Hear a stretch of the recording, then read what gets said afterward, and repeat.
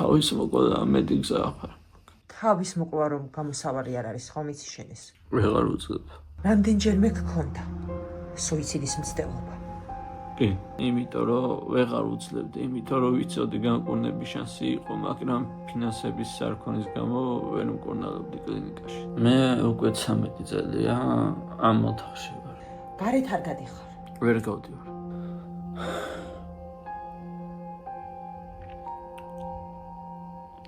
რა ტურისტის. როცა შეიძლებოდა რომ ეს დაავადება არ მქონოდა. უსამართლობა, არათანაბარი ცხოვრება, არასწორად გადანაწილებული ცხოვრება. ზოგს არაფერი, ზოგს ყველაფერი. და სისხლი გასდის ხოლმე ურტყავს კედლებს სიმწრისგან. ოფიციალური დიაგნოზია კონჯუქტივი შფოთვითი აშლილობა. ღამე ვიღვეძებდი შიშისაგან. მე თანდათან თითქოს ხდებოდი უკვე 6 წლის რო გავხდი, 10 წლის რო გავხდი, რომ რაღაცა არ იყო ისე, როგორც უნდა ყოფილიყო. დისფუნქცია თავის ტვინისა, რომ გადაწყობილია შიშისზე რა, ჩემი ტვინი.